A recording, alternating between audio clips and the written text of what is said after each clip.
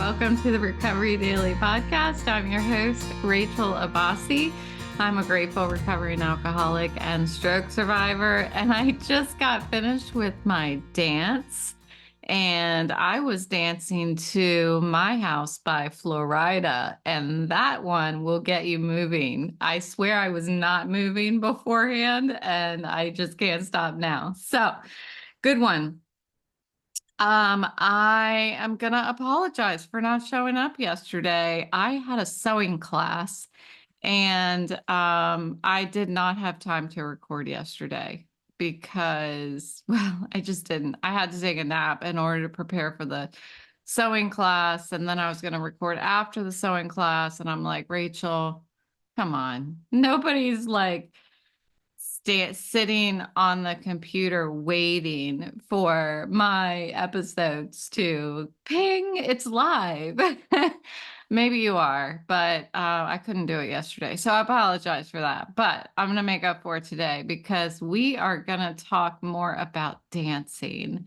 So, the topic that I had prepared was about physical activity and how important it is for our mental well-being and physical well-being, of course. But I think that I would like to expand on this whole idea of dancing and how dancing can give you the same benefits as things like running and walking and going to the gym and everything. But a lot of us don't even think about that, So I wanted to force myself to think about dancing as exercise, and maybe I can continue this like focus on it and maybe dance a little more. I've told you about my relationship with music and how I continue to try to keep introducing music into my life since 2.5 years ago I lost my friend, and it's just been really difficult for me to listen to music since then. But I'm still doing it. And I'm much better. I have to say I'm much better than I was. I am not bursting into tears now when I listen to music, but depending on the music, I will go straight downhill, like as far as like emotionally. So I'm trying to be very cognizant of what I listen to. And things like Florida are right up there at the top of my list of what I can listen to, and it makes me happy. So even if you don't know how to dance, that's me. You can still reap the rewards of moving to the music and having fun. So, our listener challenge I talked to you about is listening to at least one song a day and dancing to it. So, how can this dancing challenge be something that we can broaden into our days and our recovery and get ourselves moving a little more, no matter what your skill level is with dancing? So I personally have, before I had my stroke, I was interested in like going onto YouTube and watching different videos of dancing, and I was gonna learn how to dance because my daughter and all of her friends, like, they just look so natural when they're dancing, and I have never looked like that. Even when I was younger, I feel like very awkward when I try to move to music. So dancing might not be the first thing that comes to mind when we think about exercise, but it's really one of the best ways to get your body moving while also lifting your mood as well. And because dancing taps into many of the same benefits as traditional exercises like running or strength uh, training, but with the added bonus that I don't know, is it more fun? I mean, I really loved running, but I feel like dancing might be a little more fun. I went to a Zumba class a couple times and felt like an idiot because I don't know how to move this this body of mine. So, but I did it anyway and laughed at myself, and it was fine. I don't think I went past a couple times because I was like, it's just not getting easier, and I felt kind of stupid. And don't let that stop you, like me. I was younger back then. I think today, as a 50-year-old, I don't think I would care how stupid I looked. I was also in the front of the class, so I felt very felt like I was on stage. So here is how dancing can support your recovery. Dancing eases anxiety and stress. When you're moving your body to the music, you release tension, and those good chemicals, those happy chemicals like dopamine and serotonin get released. And so dancing can really provide that natural high. Just like I hear about people running, and I actually felt that same thing when I was running too. There gets to a point where you're just like, you reach this point where you could run forever. Like it feels like you could run forever. And I felt that before. And I talked to my daughter about that too. She's been getting into long distance running. And yeah, I definitely feel that way. Um, tonight, right before I was recording, when I was listening to Florida, at first I was just kind of moving, I was moving my head. For those of you who are not watching the video, I'm just slightly moving. And then I thought, I really need to loosen up my neck. So I started like moving my neck a lot. And then I was like, oh, my shoulders. And then I was flailing around and it felt so good. I'm so happy that this is the listener challenge this month because I think it's really healthy for us. So I hope that you're enjoying it and you're participating. Um, Another thing that dancing can do for those of us in recovery, in sobriety is it can actually help to get your mind off of cravings, just like any other exercise, cravings can be really intense, and dancing could be an easy way to take your mind off of those urges. And it's so accessible, you know? You've got your iPhone, you've got your body, that's all you need. So just start moving as opposed to going out for a run. It's almost like you have to prepare for that, or going to the gym to lift weights. You have to prepare for that. Dancing, you don't have to prepare for it. You just turn on a song and just start moving. It's harder to think about cravings when you're busy enjoying yourself, when you're focused on the song. Like sing, move your body, anything to just get busy at times when you need a distraction. Um, Dancing also involves coordination, rhythm, and focus, which apparently I do not have, but I think this can be learned. And if we learn it, this can sharpen our minds. So thoughts become more clearly, and we're better equipped to then be present and stay on our recovery path.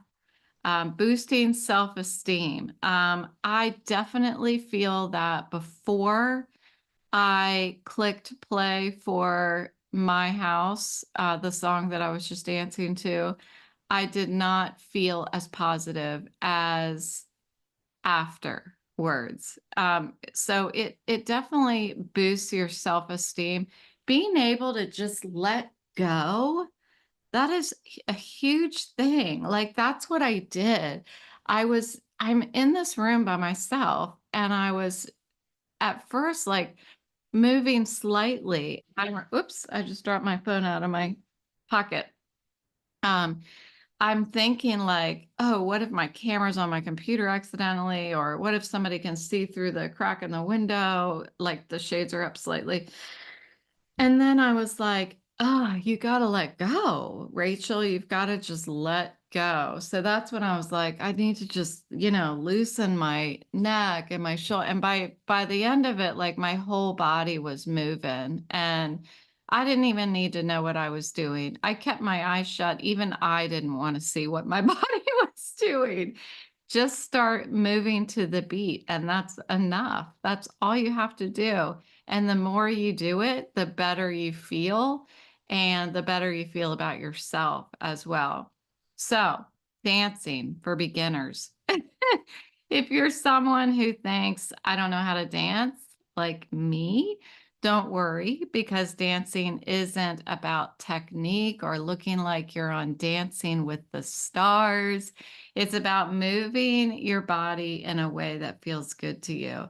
And you don't need to have any special skills. Just pick a song, turn it on, and let yourself groove. So, the great thing about dancing and how that I feel it's really good for times when you feel cravings is that you can start small.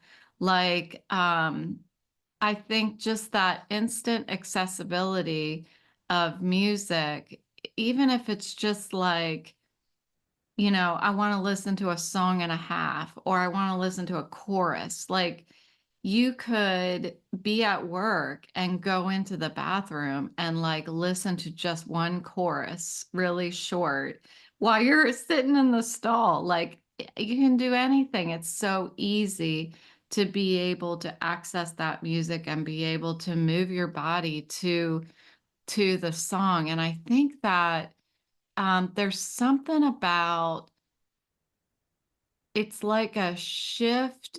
It's like a start over, It's like we're kind of trudging through the day, trudging through our recovery and stuff. And to be able to hit reset by literally hitting the play button and just kind of like swaying and moving our bodies in ways that they're not going to move throughout the day when we're working. They're just not. I don't think any of the moves that I did before I hit record for this podcast episode tonight, none of my dance moves were in any of my activities throughout the day. I was really stretching out in all different directions. And that totally, the bigger you take up your space, the more confidence you build in yourself. That's in the book called Presence. If you have ever read that book, it's Presence by, Cuttle, Amy Cuttle, I think. That doesn't sound right. We're going to look it up while we're sitting here. I don't usually do this, but it's such a good book. Presence book by Cuddy, not Cuddle. Presence by Amy Cuddy. It's a great book, and it is, she talks about ways to have more confidence. Like, she talks about public speaking and that kind of stuff. It was really helpful to me when I was in my career. I had to do a lot of public speaking and I was petrified. So she said things like, going into the bathroom and standing in the mirror like Wonder Woman, that kind of thing. But it's all about opening your body up, and dancing helps you to do that. Although I have to say, like when I started dancing to the song tonight, I was very tiny. I was just I was all tucked into myself and I was just kind of swaying. And that's when I had to be more aware of what my body was doing and open it up. And that's where I think the exercise comes in. That's where the confidence building comes in. And you kind of want to shrink in when you don't know how to dance, but it's really freeing to just let go and do it, So let's see, a beginner's routine for those who don't know where to start. You might want to warm up. You don't want to pull anything. So, just start by tapping your feet or nodding your head a little bit or swaying from side to side. Like, don't even overthink it. When I first started this listener challenge, that's what I was doing. That was my dancing because I was honestly afraid to move too much because of my head. So, and I did feel like I had symptoms the first day. I felt like I had symptoms after the first song that I swayed to because I was just moving back and forth like this. And that can be a little much after 2 minutes, however long a song is. So, any kind of small movement, that's a great way to get started. And then, so I looked this up, so I'm just relaying this to you. So we're all learning how to do a beginner's routine of dancing. So number one was warm up. Number two is step touch for 1 minute. Add a simple step touch. Step to the side, then bring your other foot to meet it. Step the other way and then repeat it. And this is an easy way to get your body flowing. This is literally for somebody who does not know how to dance and is too afraid to move. And maybe there's people like that. I don't know. Number three is reach and sway. So reach your arms up as you sway from one side to the other. And this adds a little stretch. That's kind of what I was doing when I was dancing to Florida. I would embarrass my kids if you saw me dancing to Florida. So stretch up your arms, add a little stretch into your routine, and really that helps to like loosen your muscles. And then number four is go at it. This is free dance. So for the next 2 minutes, just move however you feel, whether it's shaking your shoulders, spinning in a circle, which would make me nauseous, or doing a silly dance move. It's all about having fun. Sometimes I will just go into my room and just turn on some music and just try to mimic some of the dance moves that I may see somebody like Beyonce doing. And it's free, it's liberating, it's freeing. Like we should do things with our bodies. These are our bodies. Like have fun with it. I remember when I first got sober and I started moving, I started doing running and walking and so much more exercise. I was so stagnant for so many years that when I started doing this run walk thing with my friend and I started getting better at it, I really was thinking like, I think it's because it was right around the time. No, maybe it wasn't. You know that song, Your Body is a Wonderland by whoever? I can't think of the name. I was thinking of that when I was running because I was like, I know that's not what the song is about, but I was thinking that. I'm like, our bodies are really amazing instruments. And when I was drinking, I was not using mine nearly to even close to what it can possibly do. And I did. I started to after I got sober. And that's why I got so into running and I was doing hot yoga. And all of that is because I was celebrating the fact that I had this body that I could use that I had ignored for so long. I treated it so badly. And so I wanted to celebrate it in ways, use it the way that it was meant to be used. And today, after having my stroke, um, I still need to move my body a lot. And I think that's the part that gets frustrating for me when I feel like my head hurts from moving, but my body still wants to move. Um, and that's where push-ups came in. That's where I had started doing a lot of push-ups because I needed to expend that energy and I couldn't move, from my spot that I was in. I did things like I would put weights on my legs and lift my legs and my arms and stuff like that. Like anything I could do to move my, excuse me, I had a ice cream cone, move my body in ways that I was like burning energy and building muscle and stuff. So start with one song for like 3 to 5 minutes a day and gradually build up. You'll be amazed at how great you feel by the end of it. And who knows, maybe you could even work out a dance routine, and you could even have a dance routine for with some of your friends. Like, I think that's super fun. That's what we used to do when I was younger. We would create dance routines. And I know many of you who have showed me old videos of doing dance routines with your friends. So, and it's hilarious. And you know exactly who I'm talking about. If you're listening right now, you know who you are. It's not too late to do more dance routines. It's super fun.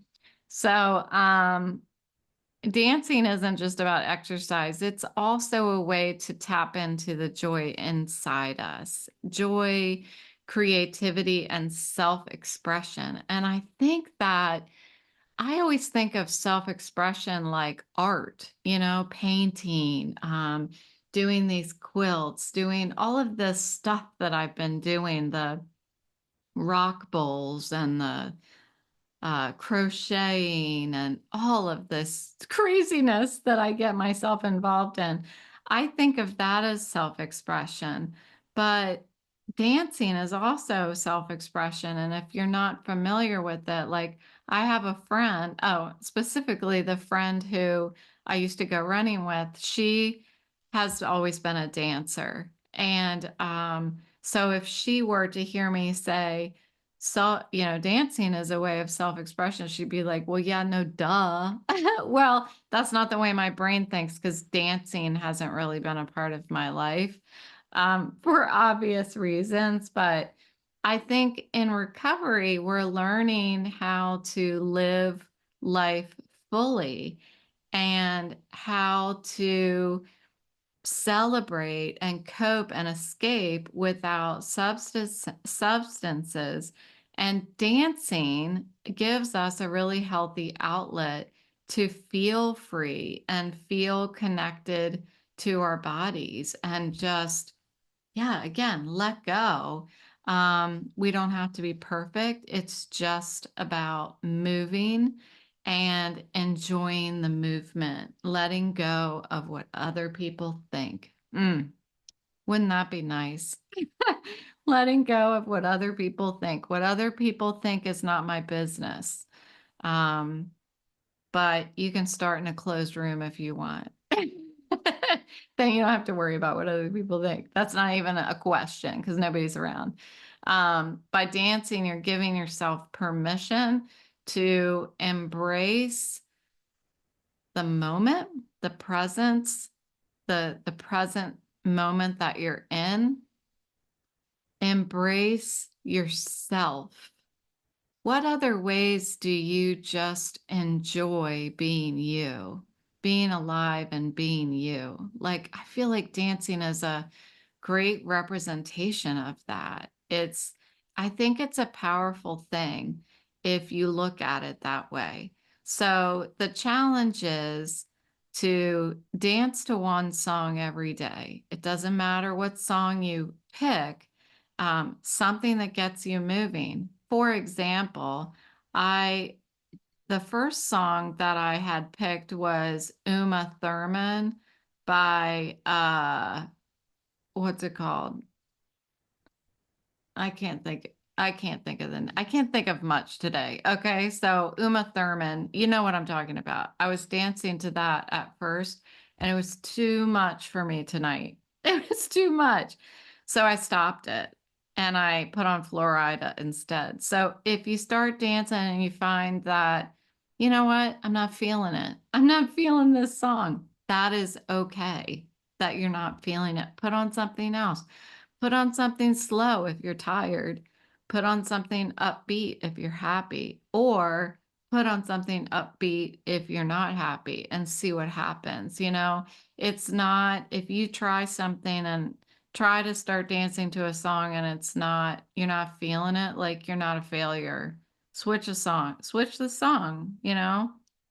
Um, if it's in the morning, you can start your day with energy, or if it's in the evening, you can use it as a way to wind down. But the point is to move and enjoy your body and what it can do. I think that is what is the biggest fascination that I have had in sobriety, is that I had so much